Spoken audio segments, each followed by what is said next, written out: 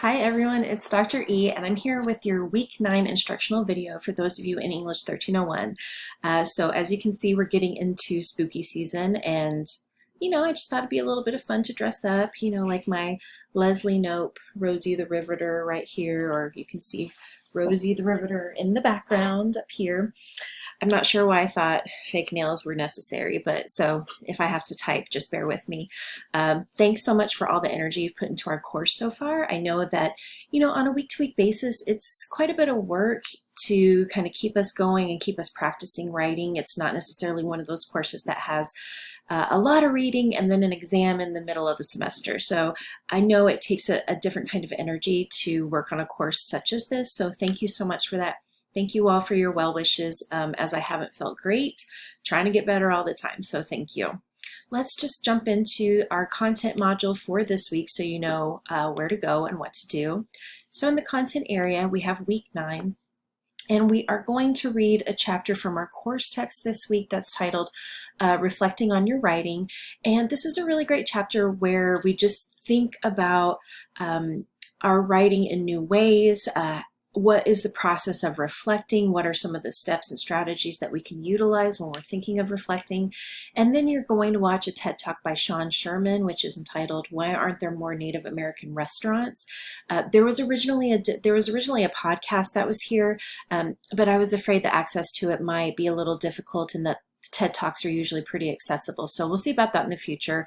But you're going to watch this video and work on a mind map for that. So you're watching the weekly instructional video. Your mind map is due on Thursday. I'll talk about that in just a little bit. You do have a writing reflection due this week. I will jump into more explanation of that when I go through all the specifics of the assignments this week. But I want to put reminders here just, at a glance. It's going to be based on your last written response, which was about Choi's article, What Americans Can Learn from Other Food Cultures, not that first written response you submitted, which was about your writing history, your writing journey, that kind of thing. And for that writing reflection, you're going to have to go back and look at your original submission. So there are 2 steps in reflecting and what I'm asking you to do this week. The first step is going to be looking at your work that you submitted without any feedback, without any comments. You're just looking at it with your own fresh eyes. And then you're going to look at my feedback, turn it in, has suggestions, that kind of thing. But the feedback in that it won't be available until Tuesday at 5 p.m. Because again, I want you to start with your own document, okay, without any kind of feedback on it. All right, and then you have a participation quiz. So you have a mind map that's due on Thursday, and that'll be based on this TED Talk. And then you have your writing reflection that's going to be due on Sunday, as well as a participation quiz, right? Which is, questions from this video, questions from the reading, the video, etc. Y'all are probably more than used to this by now. All right, so you're watching what will be here, and for reviewing, there is a document here that walks through the steps of how to view feedback. So if you click on this, it will open the document, or you can click and download it, whatever your preference is. And so it just walks through where to go in order to view that feedback if you're unfamiliar with how to look at the feedback offered by Turnitin and by me. So you go to course activities and select assignments. There's this little feedback unread. If you don't see anything that is hyperlinked here, that means that your feedback is not available yet. This is actually the file you uploaded. So don't click this and go, well, I don't even see Dr. E's feedback. What's going on? This is where the feedback is, okay? If you step down, you'll see this next screen. You'll click View Turnitin Grade Mark. You may have to accept the terms if you haven't done so already. And I put some little notes in here. You need to make sure when you're ready to look at that feedback from me, from Turnitin, that you have these 2 little areas selected. So it will default to have this red section available, which is it is looking for, it's a similarity report, right? It's looking for quotes, it's looking for things that may be appearing from other work, so it's a plagiarism detector, but it's also showing your research areas. You want to make sure that the blue and purple comments and information are visible. Okay, So if we go back to our week 9 module and we're in the to review section, there's also the complete schedule. So I just wanted to post an updated version of it that reflects the changes for this week and the fact that I moved, I think, a video originally for this week to next week. So don't worry about that so much, but it's there and available.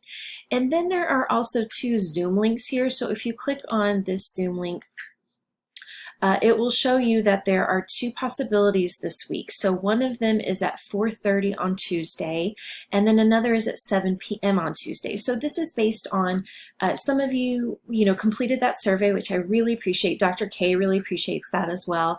And many of you had availability more towards the afternoon and evening hours on Tuesdays and Wednesdays. So that's what's available here.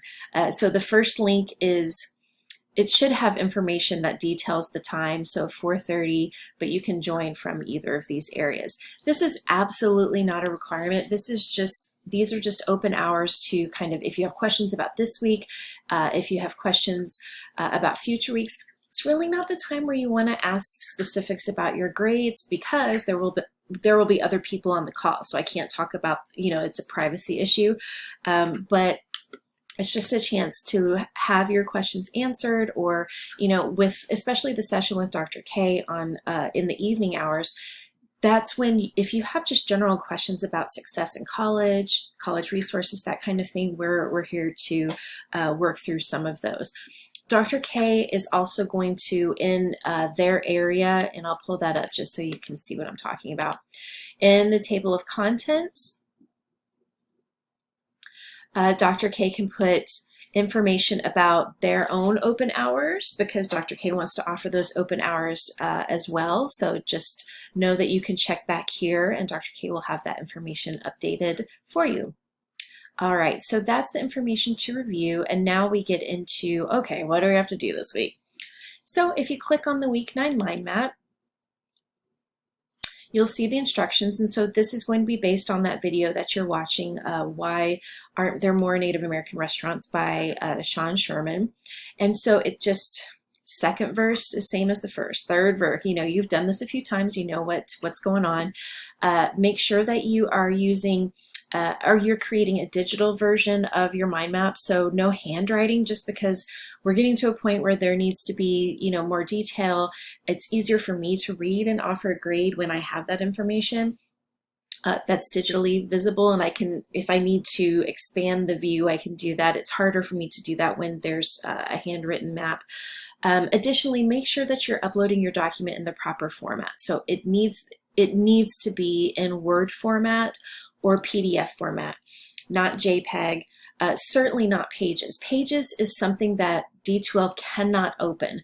I do not know why they allow that version to be uploaded, that file type to be uploaded, when it will not open them. So I've reached out to some of you for doing this in the past, but please don't do it from here on out. It's one of those where just make sure that you're double checking. So those Mac users out there, just like me, you got to make sure that you are exporting as a PDF. And there are directions on how to do that in the table of contents when you go to the D2L and Tech Help area. So make sure that you're keeping that in mind. All right, so you'll upload your document here. And then if we go back to what we need to do for week number 9, you also have that writing reflection. So I want to get into that just a little bit. So remember that, and I have everything kind of detailed here, and I'm not going to just read everything to you, but the purpose of this is really to, with fresh eyes as a first step, look at your original submission. So go back, if you have that document available on your device, or if you want to take a look at it from the assignment area, you should be able to click the little link for your original submission.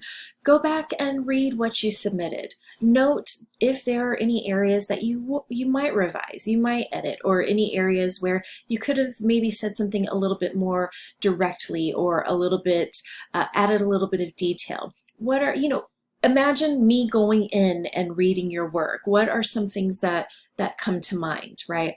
So some of you are really focused on the idea of grammar. Are there areas where the grammar could be improved? Or if you're thinking about like organization, or did I offer enough detail?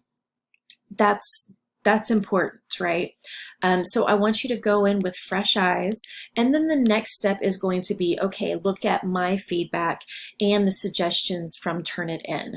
Okay, and you can click on this link. Again, that's the instructions on how to do that. Be thorough.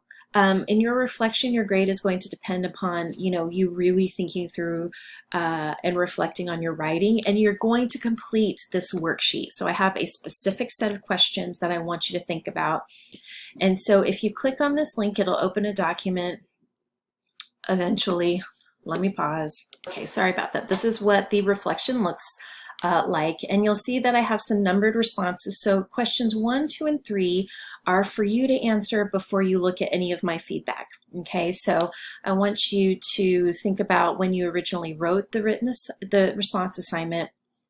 What was your process, right? Did you do any drafting? Did you just sit and type? If you don't have a specific process, then go ahead and share that. There's no judgment. I am not here to judge any of your responses here. So just be honest, be direct, that's cool. What do you like most about this piece of writing? And this is directly from our chapter reading. So a particular section, a sentence, identify something, because that's really what we need to do, is start to see the positive in our writing instead of focusing on the negative, which many of you did in your writing histories, which I understand. I understand that's why a lot of us really struggle with taking a course like this, because it just feels like we're being judged. That's not our purpose here, okay? We're really here to kind of help one another, review with one another. Okay, and then the final question, where you're just looking at your original submission, where do you see successful writing and how did you make it happen? So again, reflecting. And then you'll ask the questions below after you see that feedback from me, the suggestions from Turnitin. So summarize your feedback. What I see often is that I may have some feedback for students. Number one, some students don't read it. This is forcing you to do that if you would like the grade, right?